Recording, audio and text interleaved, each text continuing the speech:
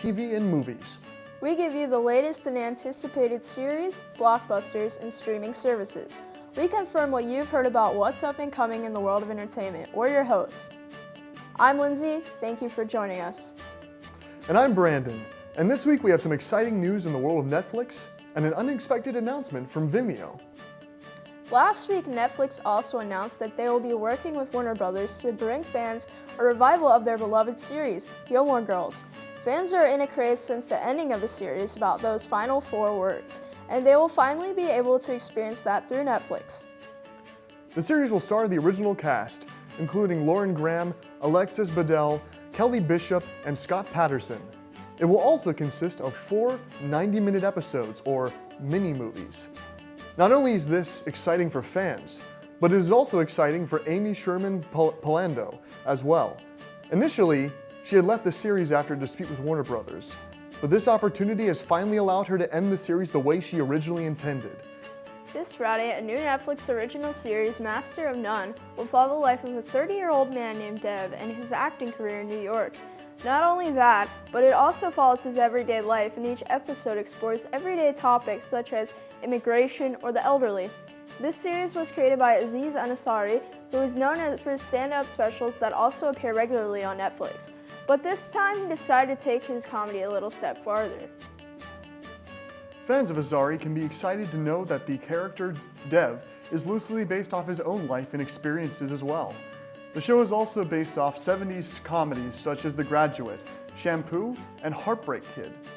Not only that, but fans can also be prepared for guest appearances from stars such as Claire Danes and Noelle Wills, who will be playing Ansari's love interest in the show.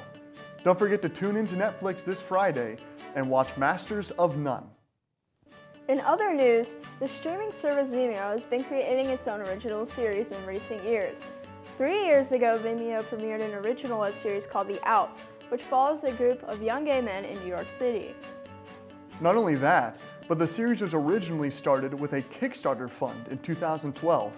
Overall, the series has received over $23,000 in donations, and so leads to the continuation of a second season, 3 years later. The series will leave off 3 years after the finale of the first season, keeping up with real time. Let's take a small look at Season 1 of The Outs.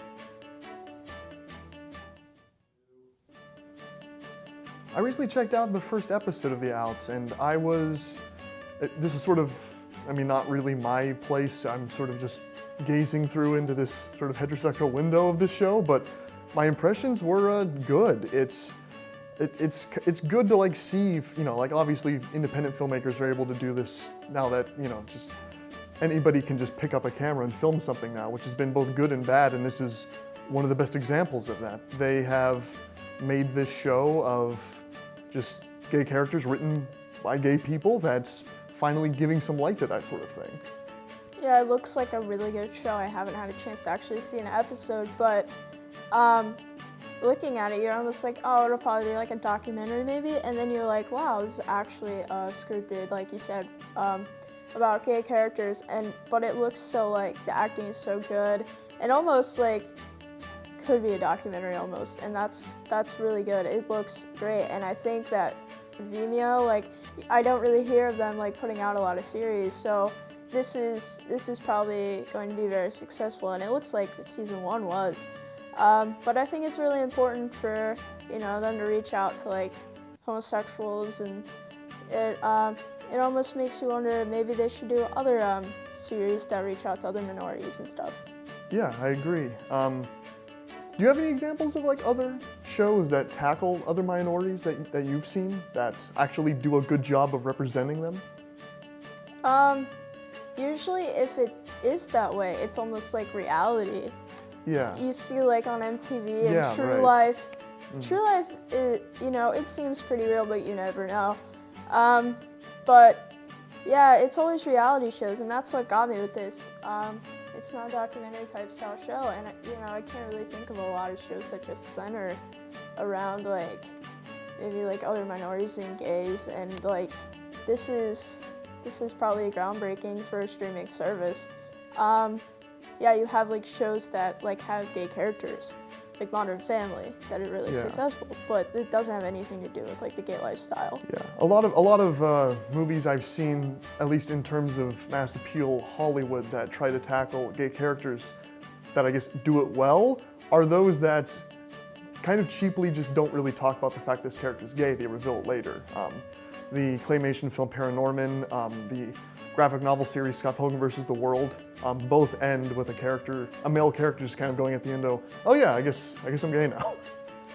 I remember there's that, and then you see, like, I was also thinking Will and Grace. There was that sitcom that was really successful, but again, it didn't really tackle too many. It obviously wasn't serious. It was a sitcom, but it didn't tackle too many lifestyles of being gay or anything like that. Yeah. So yeah, I think that this is, like I said, really groundbreaking, and I think people that are maybe like homosexual should really check it out because I think they'll really like it. It's scripted, but it's honestly, I find it better written than a lot of reality shows I've seen, which are normally improv. And I like seeing all these different sides of that side of the community. Just like it's about just the show hints at this sort of relationship that happened in the past between these two men. The one basically split off and just became somebody that uses other men and gay men and doesn't, ever want to know their names. And then the other man is trying to seek out a real relationship, but it's because of that other guy and the reception that guy has that he's not able to get anywhere because everybody sees him as the person that dated that person. And it's really interesting. Don't forget to check out The Outs on Vimeo if you haven't already. And be on the lookout for the new season coming soon. Up next, we have our host Taya with this week's top 10 box office hits. Stay tuned. Sci-fi, period piece epics, as well as some haunting tales just in time for Halloween are just some that make up our list this week. I'm your host Taya for this week's top 10 box office hits. Starting off at number 10, making $2.75 million, is the second installment in the young adult sci-fi saga The Maze Runner, based off the ongoing book series by James Dashner. After escaping the maze itself in the previous film, Thomas, Minho, Teresa, and the rest of the Gladers now face the greatest trial yet as they attempt to survive in a barren landscape known as the Scorch, in Maze Runner: The Scorch Trials. As the tagline states, the maze was just the beginning. Can racial tensions be cured with spirituality? Woodlawn at number 9 bases itself on a true story where that was just the case. Set in Birmingham, Alabama in the early 1970s, across burnings and riots erupt with black students admitted into Woodlawn High School. The school's football coach, played by Nick Bishop, struggles to keep his players in line, but with help from an outsider, played by Sean Astin, the team, the school, and the community begin to see a better way. A different kind of tension rises in the war against drugs on the US-Mexican border in Sicario, number 8, which took $4.50 million this weekend. This action-packed crime drama stars Emily Blunt as Kate Macer, an FBI agent that must work together with hitman Alejandro, played by Benicio del Toro, to thwart the cartel of Emmanuel Diaz, played by Bernardo P. Saraceno. Experience Never Gets Old claims the $5.11 million making 7th entry and first comedy of the list, The Intern. Rob De Niro plays Ben Whitaker, a 70-year-old widower that has grown bored of retirement and seeks to get back in the game. And thankfully, a fashion website managed by Jules Olson, played by Anne Hathaway, takes him on as a senior intern. Can Whitaker adapt to the modern world of business, and could his experience help Jules improve her own business? At number 6, Warner Bros. Tells the origin of a classic fairy tale with Pan, which made $5.86 million this weekend. This fantasy adventure acts as a prequel to the original Peter Pan, following the 12-year-old boy, played by Levi Miller, as he is whisked away to Neverland, where he teams up with Tiger Lily and Hook, played by Rooney Mara and Garrett Hedlund, to take on the cunning pirate Blackbeard, played by Hugh Jackman. Stay tuned for our top 5 weekend box office hits later in the show. I'm Taya, see you after the break.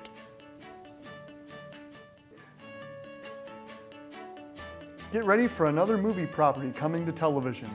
Following the success of movies Fargo and Limitless, the Evil Dead franchise is making its way to the small screen. For those of you that haven't seen the series, Evil Dead is a horror franchise that started out as a tongue-in-cheek, low-budget film, but grew into a beloved satire on the supernatural horror genre. The franchise had 4 films in its continuity, The first film, Evil Dead, released in 1981, and the most recent entry, also titled Evil Dead, was released in 2013.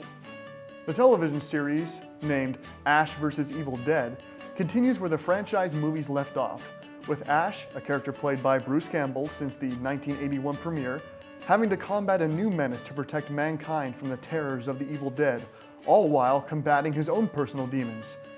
Here's a look at the trailer for the series. This Friday, the Season 5 premiere of Grimm will be airing on NBC. Starting in 2011, Grimm follows the life of Nick Burkhart, a cop in Portland who not only fights an everyday crime of criminals, but he is also a descendant of the Grimms, hunters who hunt supernatural beings. The supernatural forces in the show are based off the original Grimm fairy tales.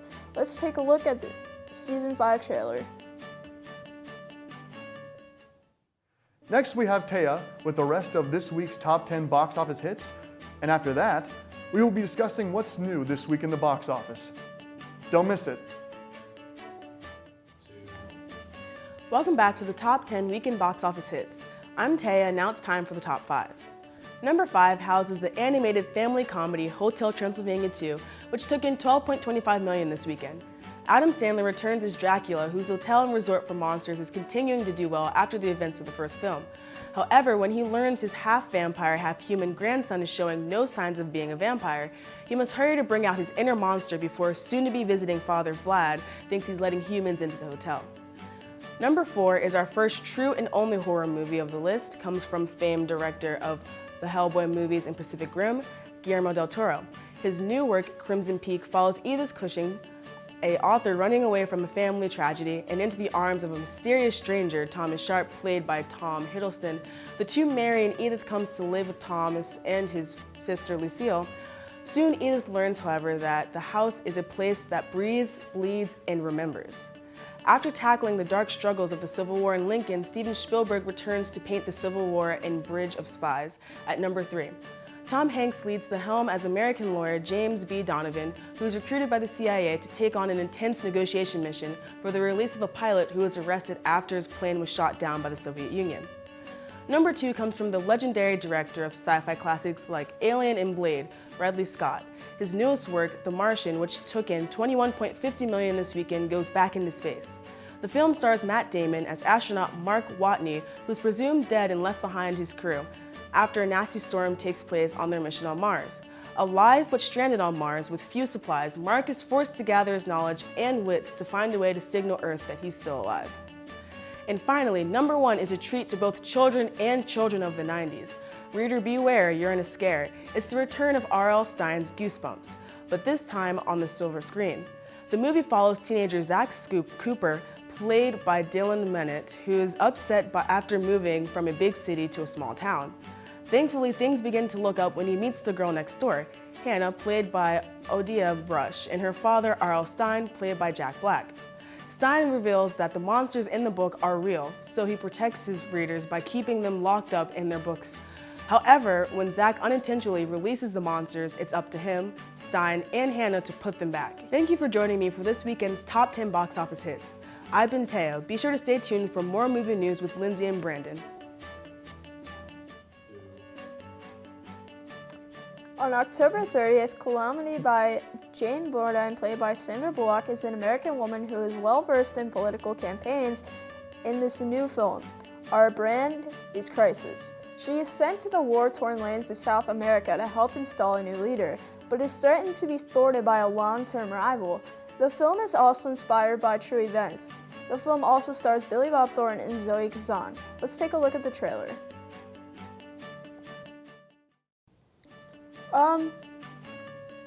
I guess that's a good comparison, but I want to say that this movie, even though it's in an area where there might be a lot of mayhem, it's definitely not based on a specific person or a specific event. At least it looks like. But it was based off something that had happened, but not something that's happening now, if that makes sense. Whereas the interview is current, and they're going after the leader that's in office now, and it was honestly just kind of really offensive to certain people, and it really ticked, Kim Jong off. And I don't think this movie is really meant to tick anyone off. But I was like watching the trailer on YouTube, and it's funny that you say that because there were comments like, wow, making South America look like it's crazy. And I was like, that didn't really occur to me. I don't know if that's what, they even had that in mind when making this movie. Yeah. It's just, maybe they didn't choose, what makes you think they didn't choose, America for this movie? Not choose America for the film? What do you mean, just like? Maybe sort of switch around the circumstances of someone else to in power in the future or something. Maybe Donald Trump or something, and mayhem in a certain area in America. What makes you think it's not as almost entertaining as another country? That is not set in America. I mean, yeah, there's, oh boy, Ferguson, so many different things happening in America that could really have something, to focus on them. But I think it's just because this other country, since the grand public doesn't really know what's really going on over there, I think it offers them the liberty to just kind of, in some cases, do what they want, because people all over the world that are going to be coming into the theater aren't necessarily going to know all about what's happening in that other country, so that they can, just play with it as they will and make an entertaining film. But I think that setting there is interesting. It's just, I'm sure they're going to be saying in interviews that there's probably going to be some points where they're going to say, we did the research, we know what's actually going on over there, but we had to, it's also a comedy, and we had to play with certain things. And it looks good. I mean, in more exciting news developing in the world of the box office, a film based on a true story, Carter High, will hit theaters Friday, October 30th. During the late 1980s, Carter High School in Dallas, Texas was a football powerhouse. This is the story of 4 of the student athletes and whose off-the-field activities cost them their future. Coach James, played by Charles S. Dutton, needs to help his team stay focused and get through these rough times to get them back into the playoffs. Catch this film in theaters with stars such as Vivica A. Fox and Pooch Hall. The last movie on our list is a film that won't be released in theaters until January 2016, but a new trailer for the film, The Boy, was released earlier this month. The Boy stars Lauren Cohan as Greta, the nanny.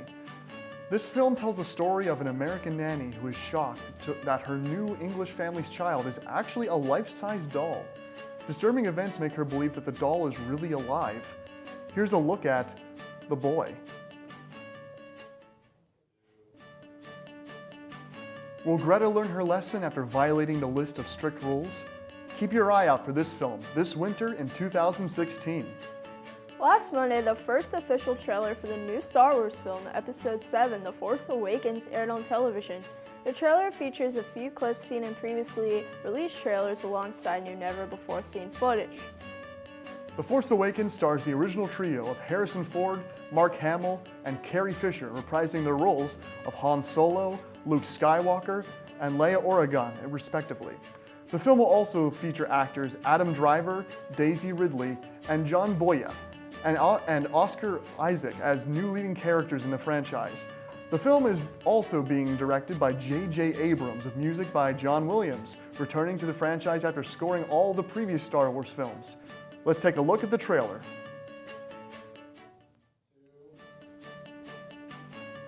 So what do you think of, from the trailers they've been building up so far, of The Force Awakens?